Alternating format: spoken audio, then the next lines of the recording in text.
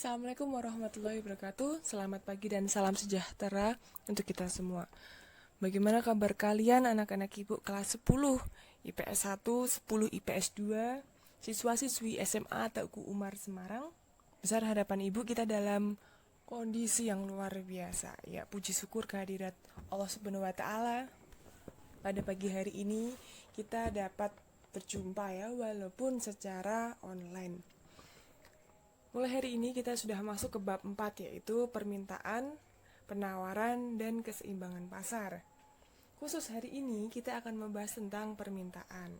Definisi dari permintaan di sini, dalam kehidupan sehari-hari kita mengartikan permintaan adalah jumlah barang yang dibutuhkan oleh konsumen pada suatu waktu. Sedangkan definisi yang kedua, yaitu definisi permintaan dari sudut pandang ekonomi. Permintaan di sini dimaksudkan adalah berbagai jumlah barang atau jasa yang diminta oleh pembeli atau konsumen pada berbagai kemungkinan tingkat harga pada periode tertentu. Jadi selanjutnya kita akan membahas tentang permintaan dilihat dari daya beli. Ada berapa jenis permintaan dilihat dari daya beli? Ya, ada 3. Yang permintaan efektif. Apa sih pengertian dari permintaan efektif? Permintaan efektif adalah sejumlah permintaan yang disertai dengan adanya daya beli dan dilaksanakan atau mampu dipenuhi. Contohnya seperti gambar ini. Yang kedua, itu permintaan yang kedua yaitu permintaan potensial. Apa sih pengertian dari permintaan potensial?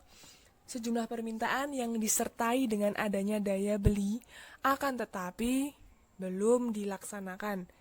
Jadi misalnya kita mampu nih, tapi kita belum melaksanakan pembelian. Yang ketiga adalah permintaan absolut, yaitu sejumlah permintaan yang tidak disertai dengan adanya daya beli. Oke, dari sini ada 3 jenis permintaan dilihat dari daya beli. Nah, silahkan kalian catat di buku kalian soal pertama atau tugas pertama. Silahkan kalian masing-masing berilah 3 contoh nyatanya dalam kehidupan sehari-hari. Jadi permintaan efektif berilah 3 contoh realnya. Begitu juga sampai dengan permintaan yang absolut. Selanjutnya kita masuk ke permintaan dilihat dari jumlah peminatnya. Ada berapa? Oke, ada 2, yaitu permintaan individu dan permintaan pasar. Permintaan individu ini sering disebut dengan permintaan perseorangan, yaitu permintaan yang datang dari seseorang untuk memenuhi kebutuhan hidup. Kata kuncinya sudah jelas, individu, berarti dari seseorang. Sedangkan yang kedua adalah permintaan pasar, sering disebut sebagai permintaan kolektif atau bersama. Apa sih pengertiannya? Yaitu permintaan yang dimiliki oleh suatu masyarakat secara keseluruhan pada saat yang sama. Jadi contohnya silahkan diperhatikan. Di sini permintaan pasar merupakan penjumlahan dari seluruh permintaan individu. Terlihat di sini permintaan Amir dijumlahkan dengan permintaan Budi akan menghasilkan permintaan pasar. Bisa dipahami, jadi permintaan pasar ini timbul dari penjumlahan permintaan individu, muncullah permintaan pasar. Contoh, nah di sini ada soal yang kedua, jadi ya silahkan nanti dikerjakan. Di sini ada data mengenai harga buku dan jumlah buku yang diminta. Di sini permintaan individunya ada permintaan individu oleh Kata dan Maco. Pada mula-mula harga buku 65.000. Karta meminta 2 dalam artian membeli, sedangkan Maco 1. Berarti berapa jumlah permintaan pasarnya? Silahkan kalian hitung. Begitu juga silahkan kalian cermati untuk poin B dan C. Silahkan kalian hitung Yang B berarti berapa permintaan maco, dan C berapa permintaan karta. Selanjutnya adalah hukum permintaan yang menyatakan bahwa semakin rendah harga suatu barang, maka semakin banyak barang tersebut yang diminta atau yang dibeli. Dalam kata lain juga kita bisa sebutkan ketika harganya naik, maka demand atau permintaannya akan turun. Jadi perbandingan di sini adalah perbandingan negatif. Namun hukum permintaan ini hanya berlaku dalam keadaan ceteris paribus. Apa sih ceteris paribus? Silahkan kalian cari, dan ini akan menjadi soal yang ketiga untuk kalian. Jadi seperti gambar yang ada di sini. Contoh nyatanya ketika awal-awal pandemi, harga jahe meroket. Harga jahe sempat 1 kilo Rp80.000. Namun masih tetap banyak orang yang mencari. Jadi hukum permintaan di sini tidak terjadi. Karena apa? Ya karena tadi ceteris paribusnya tidak terpenuhi. Selanjutnya adalah faktor yang mempengaruhi permintaan. Apa saja itu? Ada harga barang itu sendiri, selera konsumen, pendapatan konsumen,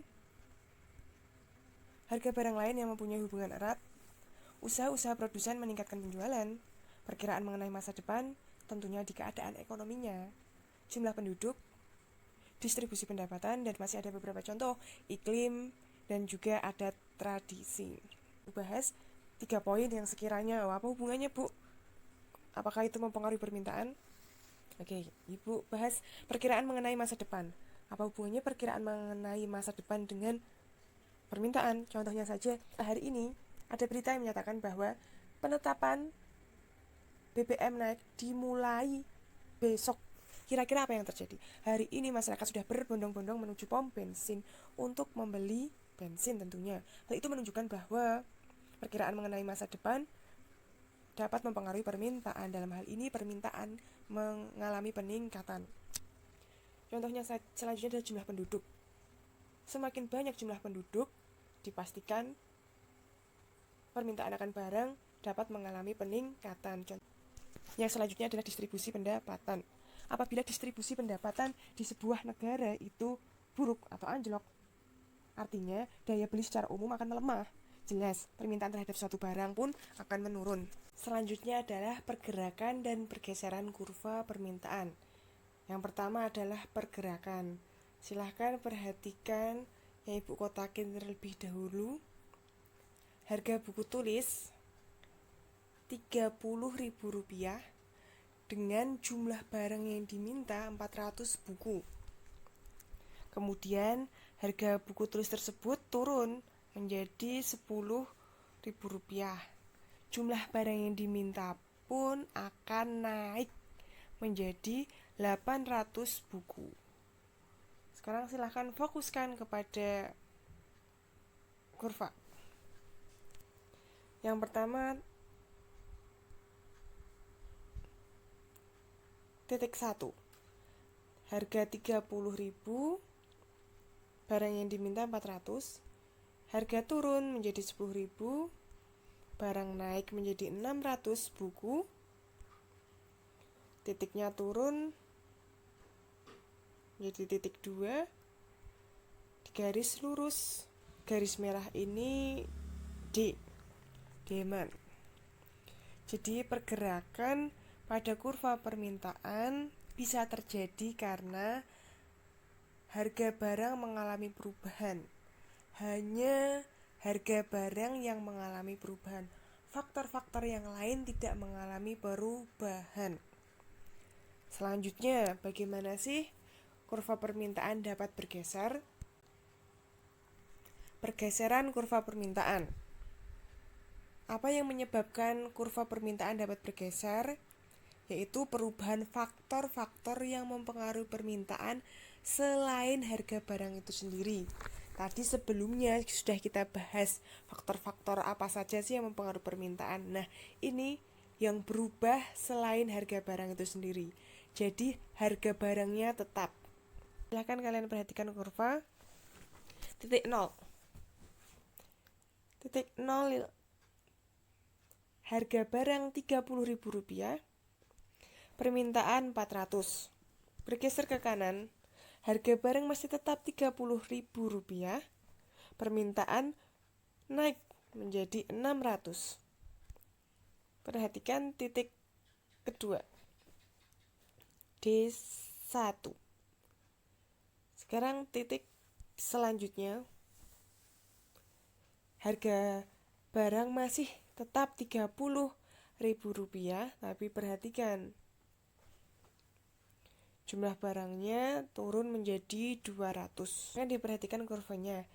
D bergeser ke kanan ke arah D1 diakibat karena faktor-faktor yang menyebabkan permintaan bertambah. Sedangkan garis D bergeser ke kiri menjadi D2 diakibatkan karena faktor-faktor yang menyebabkan permintaan berkurang. Contoh sederhananya saja, penghasilan konsumen mengalami peningkatan. Kurvanya akan bergeser ke kanan karena menyebabkan permintaan bertambah. Selanjutnya adalah hukum permintaan tidak berlaku ketika apa? Barang prestis, barang inferior, hubungan kualitas dan harga, barang yang memiliki unsur spekulasi, keadaan khusus. Di gambar yang dapat kalian lihat, penggunaan masker. Harganya naik, permintaan pun naik. Hal ini menunjukkan bahwa hukum permintaan tidak berlaku. Oke, selanjutnya kita akan belajar matematika. Ya, ekonomi matematika lebih tepatnya. Masuk ke fungsi permintaan. Fungsi permintaannya seperti ini ya. HD, fungsi dari PD-nya digambarkan dengan HD sama dengan negatif B price dari demand ditambah A, atau HD sama dengan A dikurangi B dari PD. Bagaimana cara mendapatkan fungsi tersebut? Kita gunakan rumusnya. Apa rumusnya? Silakan diperhatikan. Di sini ada kesalahan penulisan. Temukan bagian mana yang salah. Matematikanya ini persamaan dua garis lurus. Nah, implementasinya dapat diaplikasikan di pelajaran ekonomi permintaan. Begitupun juga nanti dengan penawaran. Rumusnya, silahkan perhatikan ada penulisan yang salah di sini. P dikurangi P1 dibagi P2 dikurangi P1 sama dengan Hi dikurangi Hi1 dibagi Hi2 dikurangi Hi1. Kalian sudah temukan kekeliruannya, silahkan tuliskan rumus yang tepat. Kita belajar dulu. Bisa difahami tidak tadi rumusnya? Kita terapkan pada sebuah soal. Pada saat harga jeruk 5.000 per kilo, permintaan akan jeruk tersebut sebanyak 1.000 kg. Tetapi pada saat harga jeruk meningkat menjadi 7.000 per kilo, permintaan akan jeruk menurun menjadi 600 kg. Soalnya buatlah fungsi permintaan. Jadi dari data soal silahkan dijabarkan dulu.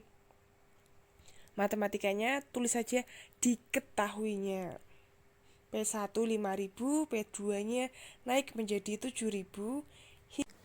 Hi1 yang semula 1.000 kg turun menjadi 600 kg. Jika sudah, masukkan ke dalam rumus. Oke, kita masukkan ke dalam rumus. Jadi seperti ini ya. Nah, silahkan ya Ibu lingkari. Bisa dihitung, silahkan dikurangkan. Alhasil menjadi seperti ini, 7.000 dikurangi 5.000, 2.000, 6.000 dikurangi 1.000, negatif 400. Diingat, negatif bukan positif. Selanjutnya silakan dikalikan silang. Jadi, ya, P negatif 5.000 dikalikan negatif 400 sama dengan 2.000 dikalikan dengan Hi negatif 1.000. P dikali negatif 400 negatif 400 P. Negatif 5000 dikali negatif 400 jadi positif 2 juta. Negatif kali negatif positif. Selanjutnya 2000 dikali hi jadi 2000 hi. 2000 dikali negatif 1000 jadi negatif 2 juta. Setelah itu silahkan yang Ibu lengkari ini tinggal diturunkan saja. Sedangkan negatif 2 jutanya pindah ruas menjadi positif 2 juta. Jadilah seperti ini. 2 juta hi sama dengan 2 juta negatif 400 hi. Hasil dari penurunan tadi. Sedangkan plus 2 jutanya ini berasal dari negatif 2 juta yang pindah ruas. Silahkan dihitung 2 juta tambah 2 juta 4 juta. Dan masih ada kata 2000 hi, berarti 2000-nya harus dihilangkan. Untuk menghilangkannya, jika kiri sama dengan dibagi 2000, kanan sama dengan juga harus dibagi 2000 menjadi seperti ini. Hi sama dengan 4 juta